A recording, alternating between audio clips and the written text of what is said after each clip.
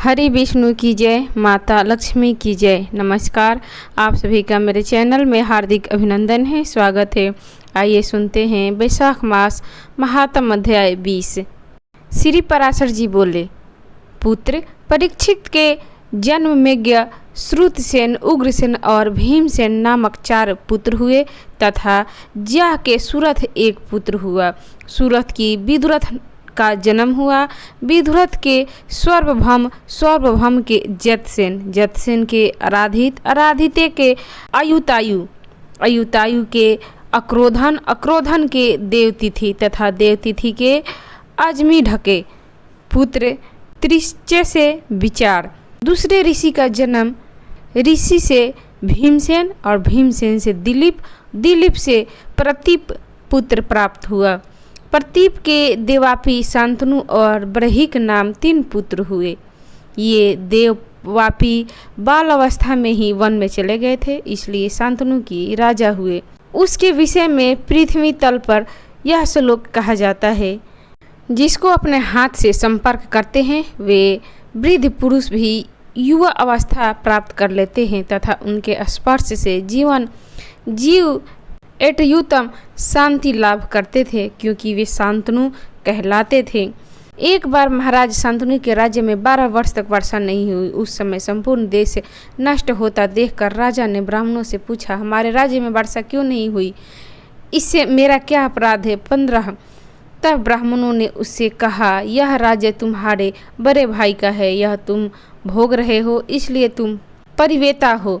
उनके ऐसा कहने पर राजा शांतनु ने उनसे पूछा, तो इस संबंध में मुझे अब क्या करना चाहिए? इस पर ब्राह्मण ने फिर बोले, जब तक बड़ा आकर्षण भाई देवापी किसी प्रकार पतित न हो तब तक यह राज्य उसी के योग्य है, इसलिए तुम इसे उसी को दे डालो। निकटता से कोई व्यक्ति नहीं। ब्राह्मणों के ऐसा कहने पर शांतनु के मंत्री अस्मारी ने वेदवाद के विरुद्ध बोलने वाले तपस्वियों को मन में नियुक्त किया। उन्होंने अतिशय सरलमती राजकुमार देवापी की बुद्धि वेदवाद के विरुद्ध मार्ग में प्रवृत्ति कर दिया। उद्र शांतनु ब्राह्मणों के कथा अनुसार और श्लोक भक्त ब्राह्मणों को आगे कर अपने भाई राजा को राज्य देने के लिए वन में चला गया। वन में प्रवेश पर ब्राह्मणगण परम विनत राजकुमार देवापी के अजनबी पर उपस्थित हुए और उससे ज्येष्ठ भ्रातकों की राज्य करना चाहते थे। अर्थ के समर्थक अनेक वेदानुकूल वाक्य कहने लगे। काम उस समय देवापी ने वेदावाद के खिलाफ नाना प्रकार की दुर्घटना से क्षतिग्रस्त चीज़ों को। तब तक ब्राह्मणों ने शांतनु से कहा, हे राजन, चलो, अब यहाँ और आग्रह करने की आवश्यकता नहीं है। अब अनादि वृष्टि का दोष शांत हो गया है। अनादि काले से पूजित वेद वाक्यों में दोष बतलाने के कारण देवापी पतित हो गया। ज्येष्ठ भ्रात के पतित हो जाने से अब तुम परिवेता नहीं रहे। उनके ऐसा कहने पर शांतनु अपनी राजधानी को चले और राज्य शासन करे। वेदा वाक्य के विरुद्ध वचन बोलने के कारण देवापी के पति हो जाने से बड़े भाई के रहने से भी पूर्ण छिन्न की उत्पत्ति के कारण पर्जनदेव मेघ बजने लगे। बृहिक के सोमदत्त नामक पुत्र हुआ तथा सोमदत्त के भूरिश्रवा और शल्य नामक 3 पुत्र हुए। शांतनु के गड्डा जी अतिशय कीर्तिमान तथा संपूर्ण शास्त्रों को खोज करता भीष्म नामक पुत्र हुआ। शांतनु ने सत्यवती से चित्र और विचित्र वीर्य जैसे 2 बेटे और आएंगे। उनमें से चित्रगदो और वाल्या अस्थमा भी चागर्द नामक गंधर्व ने युद्ध में मारा। विचित्र वीर्य का सिराजी पुत्र अंबिका और अंबिका से विवाह किया। उनके उपभोग में अत्यंत व्यग्र रहने के कारण वह यक्षमा के वशीभूत होकर अलकाही में मर गए।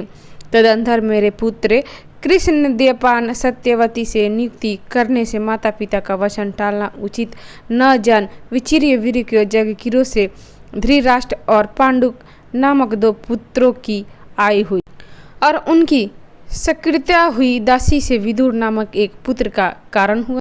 धृतराष्ट्र ने गंधारी, दुर्योधन और दुशासन आदि पुत्रों को जन्म दिया। पांडु वन में अखेट कर समय ऋषि के शापित संत्यादोपन में असमर्थ हो गए थे, इसलिए उनकी स्त्री कुंती, धर्मवायु और इंद्र ने क्रमशः युधिष्ठिर, भीम और अर्जुन नामक 3 पुत्र और माद्री से दोनों अश्विनी कुमारों ने नकुल और सहदेव नाम के 2 पुत्र हुए। इस प्रकार उनके 5 पुत्र हुए। उन 5 के द्रौपदी से 5 ही हुए। उनमें से युधिष्ठिर के प्रतिविंध्य, भीमसेन ने धृतसेन, अर्जुन से श्रुति कृति, नकुल से श्रुतानिक तथा सहदेव से श्रुतकर्मा का जन्म हुआ था। कुछ अतिरिक्त पांडवों को और भी कई पुत्र हुए, जैसे युधिष्ठिर से योधे के देवक नामक पुत्र हुआ, भीमसेन का हिंडिगवा का घटो और काशी से स्वर्ग नामक पुत्र हुआ, सहदेव से विजय के सुहोत्रक जन्म हुआ, नुकले से रेणुमति से निरिमात्री प्राप्त हुई, अर्जुन के नाग्यकेना उल्पी से इरावण नामक पुत्र हुआ, मणिकेड़े नरेश की पुत्री से अर्जुन पुत्री का धर्म के अनुसार ब्रहुभावन नामक एक पुत्र हुआ तथा उनकी सुभद्रा से अभिमन्यु का जन्म हुआ, जो कि बालावस्था में ही महान बल, पराक्रम, सिद्धि तथा अपने संपूर्ण शत्रुओं को जीतने वाला था। तदंत गुरुकुल के छीन हो जाने पर अश्वत्थामा का झटका लगा हुआ, ब्रह्मशास्त्र द्वारा गर्भ में ही भस्मीभूत हो गया था। फिर जो अपनी इच्छा से ही माया मानव देह धारण किया, उन सकल सुरविंद श्री कृष्णचंद्र के प्रभाव से जीवित हो गए। उस परीक्षित ने अभिमन्यु के द्वारा उत्तरा के गर्भ से जन्म लिया, जो कि इस प्रकार धर्मपूर्वक संपूर्ण भूमंडल का शासन कर रहा है, जिससे भविष्य में भी उसका अधिकार छीन न हो। तो भक्तगण, ये थी वैशाख मास महात्म कथा 20 की प्रस्तुति। आपको कैसी लगी? अच्छी लगी तो इसे लाइक करें, शेयर करें, मेरे चैनल को सब्सक्राइब करें और कथा सुनने के लिए आप सभी का धन्यवाद। नमस्कार। जय माता दी। हरि विष्णु की जय।